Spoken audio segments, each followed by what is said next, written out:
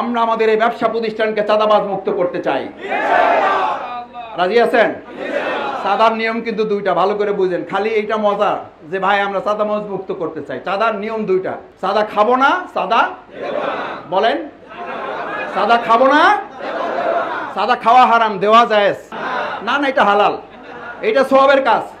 আমার একজন কয় মাসুদ ভাই চাঁদাবাজদের রুখে দাঁড়ান, আমি বললাম চাঁদা দাতাদেরও রুখে দাঁড়ান। কয় ভাই এটা বললেন কি, এটা আমি পারবো না ভাই, আমার এত সাহস নাই। আমি বললাম যাদের নেওয়ার সাহস আছে, আপনি যদি প্রতিরোধ করার সাহস তুলতে না পারেন তাহলে আপনাকে আজীবন দিয়ে যাই। আমরা চাঁদা খাবো না, চাঁদা দেবো না ইনশাআল্লাহ। আসসালামু আলাইকুম রহমতুল্লাহ। সুপ্রিয় দর্শক, এবার তারেক রহমান সহ বিএনপি নেতাদের কঠিন ধোলাই করলেন ডক্টর শফিকুল ইসলাম মাসুদ ভাই, যা ভিডিওর শুরুতে আপনারা সামান্য অংশ শুনলেন। তারেক রহমান বলে কি 111-এর মতো বিএনপিকে নাকি মিডিয়া ট্রায়ালের মধ্যে ফালানো হচ্ছে। এটা কোনো কথা? আপনার দলের লোকজনেরা প্রকাশ্যে চাঁদাবাজি করতেছে, নিজেরা মরতেছে। গতকাল মানে এই গত 7 মাসের মধ্যে গতকাল যে সংঘর্ষটা হয়েছে বিএনপির দুই গ্রুপের মধ্যে, সর্বোচ্চ এটা। আহত হয়েছে প্রায় 1.5 শতাধিক। নিম্ন করে হলে দেখবেন যে আমরা সকাল পরে এই ভিডিওটা বানাচ্ছি সকালে, এখন পর্যন্ত আমরা 4-5টার মতো নিহতের খবর পাইছি। 4টা নিশ্চিত, আর একটা মানে গণমাধ্যমে ওটা আসেনি, 5টার মতো খবর পাইছি যে 5 জন মরছে শুধু গতকালকের সংঘর্ষে। তো তাহলে এটা কি মিডিয়া ট্রায়ালের মধ্যে পড়তেছে? তারেক রহমান, আপনি নিজের দলের দিকে খেয়াল করেন। আপনি মিডিয়া ট্রায়াল নিয়ে ভাবেন না যে আপনাকে করা হচ্ছে। আপনার দলের নেতাকর্মীরা এই কথা বলে, আপনিও এই একই কথা বলতেছেন। নিজের দলের মধ্যে কোনো শৃঙ্খলা নেই, আপনার দলের নেতাকর্মীরা প্রকাশ্যে চাঁদাবাজি করতেছে। আমাদের বগুড়ায় এক নেতা বলল কি চাঁদাবাজির চাই, নিরাপদ চাঁদাবাজি চাই, চাঁদাবাজি চাই, নিরাপদ চাঁদাবাজি চাই, চাঁদাবাজি চাই। তো তাহলে আপনি কি করতেছেন? আপনি দলের প্রধান, আপনি কি করতেছেন? আপনি আপনার দলকে গোছাতে পারতেছেন না, আপনার দলের শৃঙ্খলা আপনি বজায় রাখতে পারতেছেন। আপনি এসে মিডিয়ায় বলতেছেন যে মিডিয়া ট্রায়াল করা হচ্ছে। ঠিক 111-এর সময় যেভাবে বিএনপিকে মিডিয়া ট্রায়ালের সম্মুখীন করা হয়েছিল, ঠিক একইভাবে এরকম একটি প্রেক্ষাপট ধীরে ধীরে তৈরি করার চেষ্টা তারা করছে 111-এর মতো। এই কথাটা আপনার মুখে মানায় না। এই কারণে ডক্টর শফিকুল ইসলাম মাসুদ ভাই আপনাকে ইঙ্গিত করে কিন্তু কঠিন ধলাই করেছে। তো প্রিয় দর্শক, বেশি দেরি না করে চলুন মাসুদ ভাই এই চাঁদাবাজদের বিরুদ্ধে কি কথা বলেছেন সেই পুরো ভিডিওটা আমরা দেখে আসি। আমি আমার প্রধান অতিথিগিরি আপনাদের সকলের জন্য উপহার হিসাবে আপনাদেরকে প্রদান করলাম, এই জন্য যে আপনারা কষ্ট করে আয়োজন করেছেন। আমি আজকে এখানে না আসলেও এই প্রোগ্রাম হয়ে যেত এবং ভালোভাবে হতো, কিন্তু আপনারা যদি না আসতেন, আমি একা এখানে যদি এসে বসে থাকতাম, এই প্রোগ্রাম সফল হতো না। সুতরাং প্রোগ্রামের মূল আমরা না, প্রোগ্রামের মূল সামনে যারা আপনারা বসে আছেন আপনারা। আমরা আনুষ্ঠানিকতার খাতিরে হয়তো একটা টেবিল চেয়ারের ব্যবস্থা করা হয়েছে, কিন্তু আল্লাহর দরবারে আমরা কেউ জানি না যে এই চেয়ারে যারা বসে আছি তারা বেশি সম্মানিত, তারা আল্লাহর কাছে বেশি পছন্দের, নাকি সামনে যারা একেবারে পিছনে যিনি বসে আছেন তিনি আল্লাহর কাছে বেশি পছন্দ, এটা কে জানেন? আল্লাহ তাআলা জানেন। আর এটার উপরে ভিত্তি করে আল্লাহর কাছে নির্ধারিত হয় না যে কে কয়টা দোকানের মালিক, কে কত টাকার মালিক, কে কোন জায়গার প্রেসিডেন্ট, কে কোন জায়গার সেক্রেটারি, কে কোন জায়গার নেতা, কে কোন জায়গার সভাপতি। এটার উপরে আল্লাহ তাআলা সম্মান নির্ধারিত না। আল্লাহ তাআলার সম্মান নির্ধারিত হয় যেটার উপরে, সেই আমলের উপরে আমরা সবাই আলহামদুলিল্লাহ আছি। আল্লাহ তাআলা যেন আমাদের আমলটাকে কবুল করেন, সবাই বলি আমিন। সেই আমলটা কি? সেই আমলটা হচ্ছে পবিত্র রমাদান, যে রমাদানের মাধ্যমে আল্লাহ তাআলা বলেন ইয়া আইয়ুহাল্লাযীনা আমানু কুতিবা আলাইকুমুস সিয়াম, আমি তোমাদেরকে সিয়াম যে রমাদান তোমাদেরকে দিয়েছি, এর মূল উদ্দেশ্য হচ্ছে কামা কুতিবা আলাল্লাযীনা মিন ক্বাবলিকুম, এটা আগেও আমি করেছি, লাআল্লাকুম তাত্তাকুন, যেন তোমরা আল্লাহকে ভয় করতে পারো। আমার সম্মানিত ভাইয়েরা, আল্লাহকে যদি আমরা ভয় করতে পারি তাহলে সবচেয়ে বড় আল্লাহর পক্ষ থেকে প্রতিদানটা হচ্ছে আল্লাহ বলেন ইন্না আকরামাকুম, আমি তোমাদেরকে সম্মান দান করব, সম্মানিত করব, ইনদাল্লাহি আতকাকুম, যদি আল্লাহর কাছে তোমরা আল্লাহ ভীরু হিসাবে আল্লাহকে ভয় করে তোমরা চলতে পারো, তাহলে আমি তোমাদেরকে সম্মান দান করব। সম্মান দান করার মালিক কে? আল্লাহ। তাহলে আল্লাহ বলছেন যে আমাকে ভয় করো, আমি তোমাদেরকে সম্মানিত করবেন। আকরামাকুম, ভাইয়েরা, রোজাদার বন্ধুগণ, দেখেন আকরাম শব্দটা কারিম শব্দ থেকে আসে। কারিম শব্দ কোথায় কোথায় ব্যবহৃত হয়? কারিম শব্দটা প্রথমত ব্যবহৃত হয় কোরআনুল কারীম। কোথার সাথে? কোরআনের সাথে। আমরা আমাদের মহান আল্লাহর সাথে কারিম শব্দ ব্যবহার করি না? রব্বে কারিম। কি কারিম? রব্বে কারিম, কোরআনুল কারিম। আমাদের প্রিয় নবী মুহাম্মদুর রাসূলুল্লাহ সাল্লাল্লাহু আলাইহি সাল্লাম, তার নামের সাথে আমরা কারিম ব্যবহার করি না করি না? করি। নবিয়ে কারিম, নবিয়ে কারিম, নবিয়ে কারিম, কোরআনুল কারিম, রব্বে কারিম। এই কারিম শব্দটা আল্লাহ তাআলা আপনাকে দিয়েছেন এই গুণ অর্জনের কারণে যে আপনি আল্লাহকে ভয় করবেন। যে আল্লাহকে ভয় করবে, তার যদি দুইটা ব্যবসা প্রতিষ্ঠান নাও থাকে, সে যদি চেয়ারম্যান নাও হয়, সে যদি সভাপতি নাও হয়, সে যদি প্রধান অতিথি নাও হয়, সে যদি বাংলাদেশ জামাত ইসলামী মহানগরী আমির সেক্রেটারি, আবাগ থানা ট্রেড সেন্টারের সভাপতি সেক্রেটারি নাও হয়, তার যদি শুধু একটা যোগ্যতা থাকে যে সে শুধু আল্লাহকে ভয় করবে। কাকে ভাই? তাহলে আল্লাহ বলেন, আমি কোরআনের মতো, নবীর মতো, রবের মতো যে সম্মান মর্যাদা আমি আমার প্রিয় বান্দাদের জন্য, সেই আকরাম, কারিম শব্দের সুপারলেটিভ ডিগ্রি হচ্ছে আকরাম, আমি তাকে সর্বোচ্চ সম্মানে ভূষিত করব। আমরা বলি সুবহানাল্লাহ। এটার জন্য দুইটা গাড়ি বাড়ির মালিক হওয়া লাগবে না। কি লাগবে? শুধু কাকে ভয় করতে হবে? আল্লাহকে। আচ্ছা, আল্লাহকে যে আমরা ভয় করি, ভয় করার প্রক্রিয়াটা কি? প্রক্রিয়াটা হলো এই যে আপনি ওযু করতে গিয়ে যদি গলার মধ্যে একটু পানি চলে যায়, আপনাকে আনন্দ লাগে না কষ্ট লাগে? কষ্ট লাগে। তা আপনি তো এটা মনে মনে ভাবেন না যে আলহামদুলিল্লাহ ওযু করতে করতে গিয়ে একটা ভালো কাজ করতে গিয়ে ওযুটাও হয়ে গেল, মাঝখান থেকে রোজাটাও একটু কি হইলো, মজবুত পাকা হইলো না দুর্বল হয়ে গেল? মনটা খারাপ হয়ে যায়, হুজুরের ফোন নাম্বার নেন, অস্থির হয়ে যান। তাহলে এই যে একটু আপনি এদিক ওদিক হয়ে গেল, অথচ একটা ভালো কাজ করতে গিয়ে আপনি এদিক ওদিক হয়ে গেল, আপনার এই ওযু করার সময় পানি চলে গেছে, পৃথিবীর কোনো গোয়েন্দা সংস্থা দেখার সুযোগ আছে? পুলিশ দেখতে পাইছে? র‍্যাব দেখতে পাইছে? আর্মি দেখতে পাইছে? কেউ পায় নাই। কিন্তু আপনি কার ভয়ে অস্থির হয়েছেন? ভাই, এই ভয়টুকুই যদি আমার অন্যান্য সময়ে কাজ করে, তাহলে তার নাম আল্লাহ বলেছেন ইন্না আকরামাকুম, আমি তোমার সম্মান, ফ্ল্যাট না থাকলেও, প্লট না থাকলেও, গাড়ি না থাকলেও, বাড়ি না থাকলেও, সভাপতিগিরি, সেক্রেটারিগিরি, কোনো গিরি তোমার যদি নাও থাকে, আমি আল্লাহ তোমাকে সম্মান মর্যাদার উচ্চ আসনে দিয়ে দেব। আমরা বলি সুবহানাল্লাহ। দ্বিতীয় কথা হলো সেই তাকওয়াটা কি? তাকওয়াটা হলো, ছোট কথায় বুঝেন, তাকওয়াটা হলো, জিজ্ঞেস করা হয়েছে ইয়া রাসূলুল্লাহ তাকওয়াটা কি? বলা হলো তাকওয়া হচ্ছে একটা নির্ধারিত রাস্তা, কিন্তু রাস্তাটা সরু, চিকন। তিনটা পয়েন্ট ভালো করে বুঝেন। রাস্তাটা নির্ধারিত, চিকন রাস্তা, দুই পাশে কাটা বিছানো, এরপর মাঝখান দিয়ে তোমাকে যাইতে হবে। শর্ত হলো কাটা তোমাকে জামা আঘাত করতে পারবে না, তোমার কাটার সাথে জামার সম্পর্ক হইতে পারবে না। তাহলে চারটা কন্ডিশন দেওয়া হলো। নির্ধারিত রাস্তা, রাস্তাটা সরু, দুই পাশে কাটা বিছানো, জামায় লাগতে পারবে না। কয়টা হলো ভাই? আবার একটু বলেন আমার সাথে। রাস্তাটা কি? নির্ধারিত না অনির্ধারিত রাস্তা? আমার এক প্রিন্সিপাল বলতেন, মাসুদ, এই জমানায় যদি আমাদেরকে কেউ জিজ্ঞেস করতো এই কাটা রাস্তা নির্ধারিত, জামায় কাটা বিধা যাবে না, তাইলে তুমি কি করবা? আমরা হইলে বলতাম, ভাই দেশে কি রাস্তার অভাব পড়ছে, ওই রাস্তায় যাবো কেন, আর এক রাস্তা দিয়ে যাবো। এটা আমরা বলি না? বলি না? বলি। রাস্তা আসলে নির্ধারণ কে করছেন? কে করছেন? দুর্বল হয়ে গেছেন রোজা রাখা? আল্লাহর নাম আসতে না জোরে? নেতার নাম আসতে না আল্লাহর নাম জোরে? কে নির্ধারণ করেছেন? আল্লাহর নাম জোরে নেবেন। আল্লাহর নাম জোরে নিলে হার্ট ভালো থাকে। একটা ডাক্তারি বিনা পয়সায় দিয়ে গেলাম। যাদের হার্টের সমস্যা আছে অথবা ভবিষ্যতে আল্লাহ তাআলা হেফাজত করুন, সমস্যা হইতে পারে, হইতে তো পারেই সবাই, আল্লাহ যাদের সমস্যা আছে আল্লাহ আমাদের মাফ করুন। এখন থেকে আল্লাহর নাম মাঝে মধ্যেই না, সব সময় যখনই সুযোগ পাবেন আল্লাহ আল্লাহ এটা নিবেন, দেখবেন যে হার্টটা ভালো থাকে। আল্লাহ আমাদের কবুল করুন। সেজন্য আমরা আরেকবার বলি, রাস্তাটা নির্ধারণ করেছেন কে? আল্লাহ। আল্লাহ তাআলা বলেন, রাসূল সাল্লাল্লাহু আলাইহি ওয়াসাল্লাম আমাদের বলেন, রাস্তাটা নির্ধারিত, দুই পাশে কাটা বিছানো, যাইতে হবে এই রাস্তা দিয়েই, ডানে বামে করলে হবে না। কিন্তু আমরা কি বলি, ওই ভাই এই দিক দিয়ে পারলাম না, এই দিক দিয়ে করি। লাইন এটা না হলে আরেক লাইন ধরেন। এই লাইন একটা বাদ দিয়ে আরেক লাইন ধরার নাম তাকওয়া না। এক লাইন বাদ দিয়ে আরেক লাইন ধরার নাম তাকওয়া না। আল্লাহ রাস্তা দুটো ঠিক করে দিয়েছেন। আল্লাযীনা আমানু ইউকাতিলুনা ফি সাবিলিল্লাহ। যদি ঈমানদার হও তাহলে রাস্তা একটা নির্ধারিত, সেটা আল্লাহর রাস্তা। ওয়াল্লাযীনা কাফারু, যদি কাফের হও, ঈমানদার না হও, যদি কাফের হও, আল্লাযীনা কাফারু ইউকাতিলুনা ফি সাবিলিত তাগুত, তাহলে তোমার যা ইচ্ছা তুমি করতে পারো। ওই রাস্তার আর কোনো শেষ নাই। ওই রাস্তার কি নাই? ওই রাস্তা একটা দুইটা না, হাজার হাজার হাজার হাজার। আল্লাহর রাস্তা অনেকগুলো আছে। দুইটা আছে? তিনটা আছে? কয়টা? কয়টা? আল্লাহ এক, আল্লাহর রাস্তাও এক। ইহদিনাস সিরাতাল মুস্তাকিম, সরল সঠিক পথ কয়টা?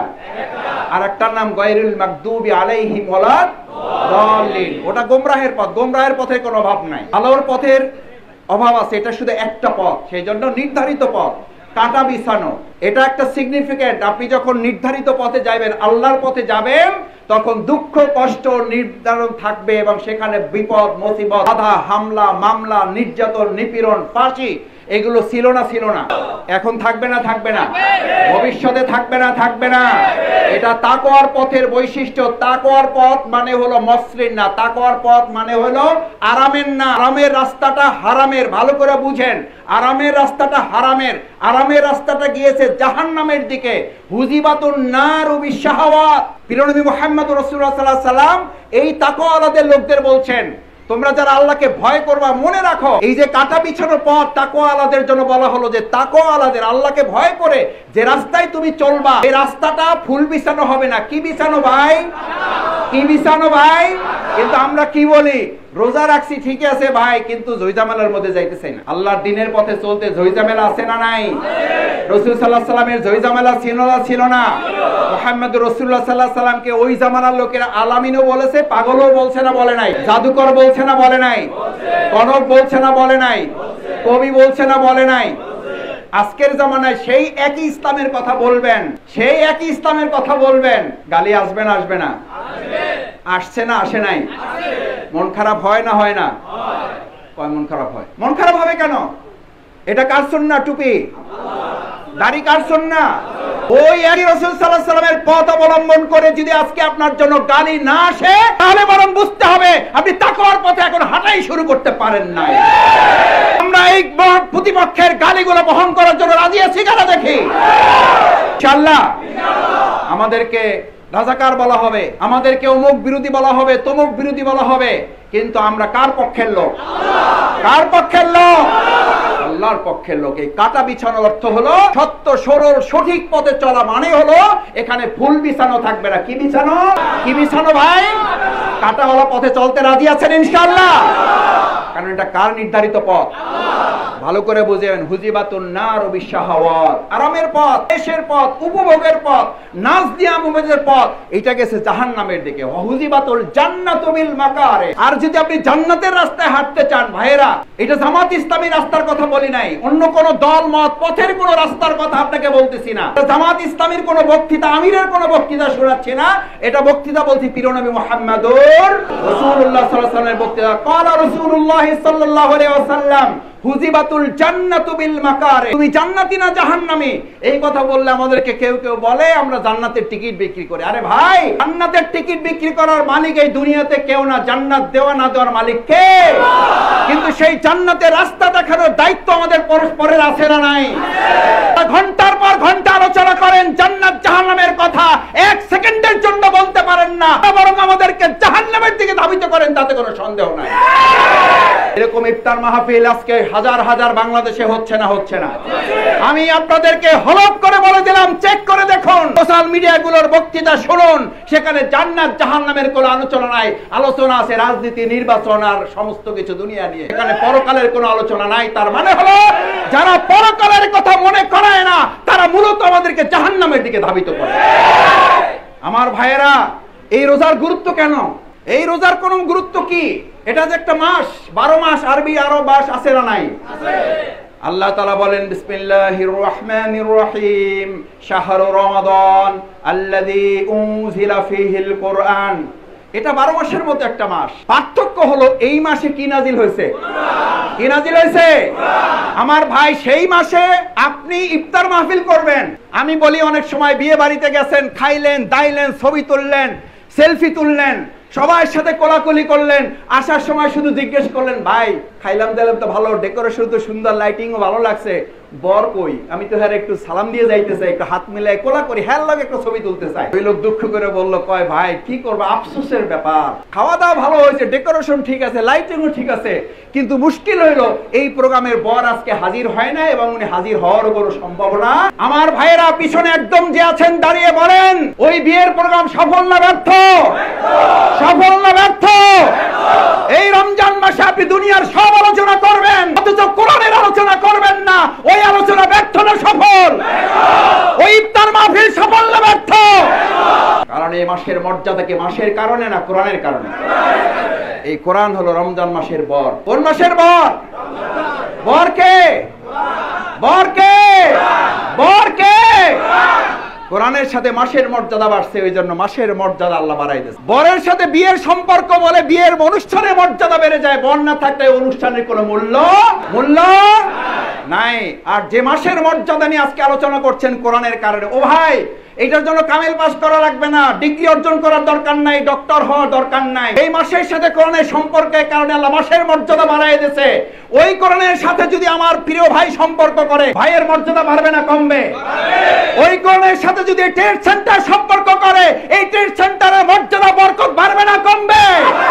আমার ভাইরা এবার জিজ্ঞেস করতে চাই, কোরআনের সাথে সম্পর্ক করে মর্যাদা বাড়াবো নাকি মানুষের সাথে সম্পর্ক করে মর্যাদা বাড়বে? কার সাথে সম্পর্ক রাখবো আমরা? কার সাথে?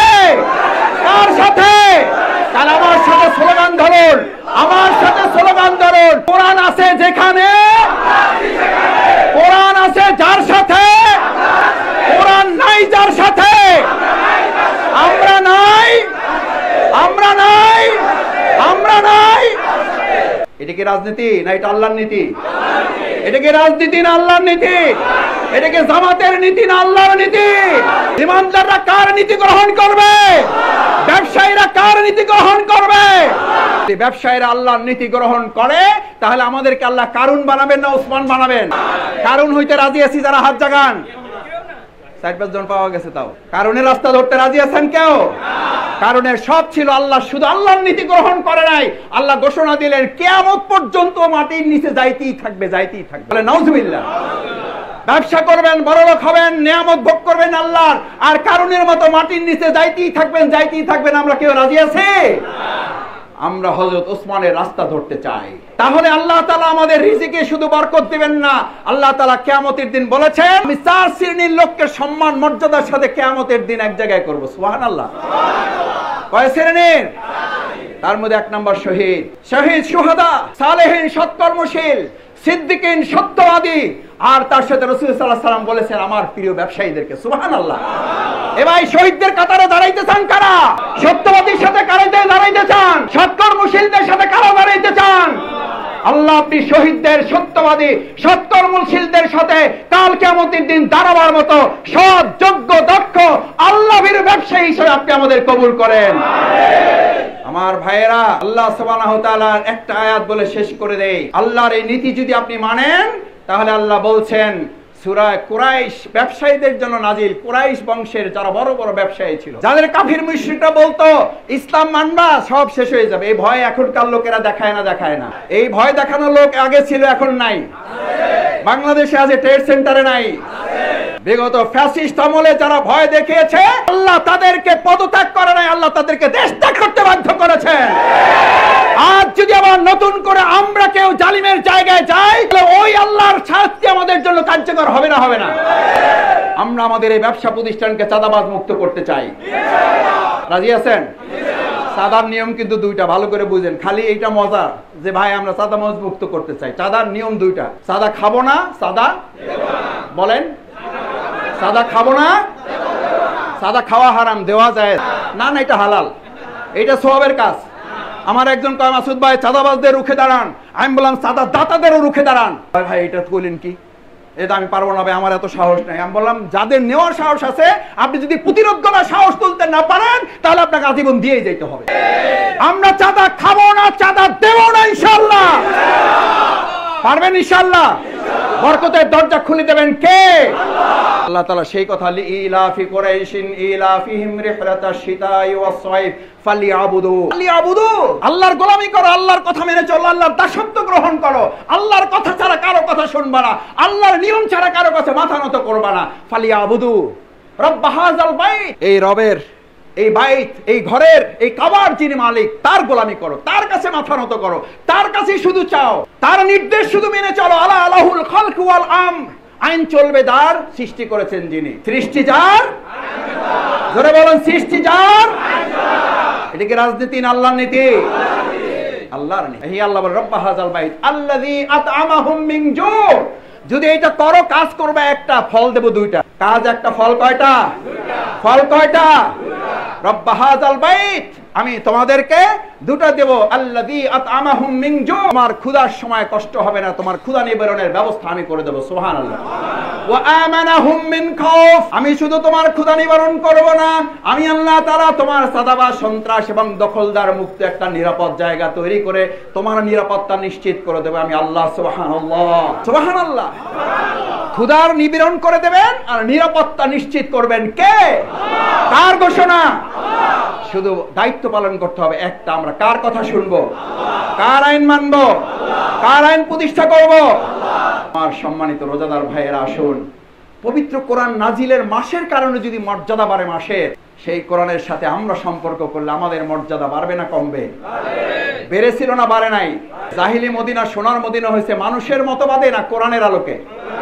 আমার বাংলাদেশকে যদি সোনার বাংলা করতে হয় মানুষের মতবাদে না কোরআনের মতবাদে? সেই কোরআন আমাদের কাছে নাই তো এখন আর? পারা যাবে ইনশাআল্লাহ। আল্লাহ কোরআনের আলোকে আমাদের দেশটা গড়ার তৌফিক দেন, কোরআনের আলোকে ট্রেড সেন্টারটা চালাবার তৌফিক দেন। আপনার বরকতের দরজা আসমান এবং জমিন থেকে ট্রেড সেন্টারদের জন্য আপনি উন্মুক্ত করে দেন। সমস্ত বালা মুসিবত থেকে, চাঁদাবাজ থেকে, সন্ত্রাস, দখলদার থেকে আমাদের এই ট্রেড সেন্টারটাকে আপনি হেফাজত করেন। সেই জন্য আমাদের যা ভূমিকা পালন করা দরকার সেই দক্ষতা, যোগ্যতা আপনি আমাদের বাড়িয়ে দেন। এই প্রত্যাশা ব্যক্ত করে আপনারা যারা কষ্ট করে আজকের ইফতারে সম্পৃক্ত হয়েছেন, আল্লাহ আপনাদের সকল ইফতারগুলো, সাহারিগুলো, কিয়ামুল লাইলগুলো, তেলাওয়াতগুলো, সাদাকাগুলো কবুল করে আমাদের মৃত বাবা মার জন্য, ভাই বোনদের জন্য, আত্মীয় স্বজন যারা পৃথিবী ছেড়ে চলে গেছে, আল্লাহ রমাদানের কারণে মাফ করেছেন, আল্লাহ মেহেরবানি করে কিয়ামত পর্যন্ত তাদের আযাব আপনি মাফ করে দেন। আল্লাহ বাকি রোজাগুলো আমাদের রাখার তৌফিক দেন। আল্লাহ এই কোরআনের মাধ্যমে রমজান যে সম্মান মর্যাদা পেয়েছে, এই কোরআনের মাধ্যমে, কোরআনের আলোকে আমাদের কোরআনের সৈনিক হওয়ার তৌফিক দান করেন। আল্লাহ তাআলার কাছে সেই তৌফিক কামনা করে আপনাদের কাছে হাজির হওয়ার যে সুযোগ পেয়েছে এবং আপনারা আমাকে যে স্মরণ করেছেন, এই জন্য আপনাদের প্রতি আবারও কৃতজ্ঞতা। আল্লাহ তাআলার কাছে উত্তম যাজা কামনা করে আমাদের জন্য দোয়া আছে, বাংলাদেশ জামাত ইসলামীর জন্য দোয়া আছে। এখানকার নেতৃবৃন্দ যারা আছেন কোনো ভুল ত্রুটি করে থাকলে মানুষ হিসাবে আমাদেরও ত্রুটি আছে, ত্রুটিগুলো আপনারা ধরিয়ে দেবেন। পরস্পরে মিলে আমরা একটা সুন্দর বাংলাদেশ গড়ে তুলব ইনশাআল্লাহ। আসসালামু আলাইকুম ওয়া রাহমাতুল্লাহি ওয়া বারাকাতুহু। দর্শক, আপনারা মাসুদ ভাইয়ের ভিডিওটা দেখলেন, তো মাসুদ ভাইয়ের কথাগুলো আপনাদের কাছে কেমন লেগেছে তা অবশ্যই কমেন্ট করে জানিয়ে দেবেন। আর ভিডিওটা ভালো লাগলে বেশি বেশি করে শেয়ার করবেন।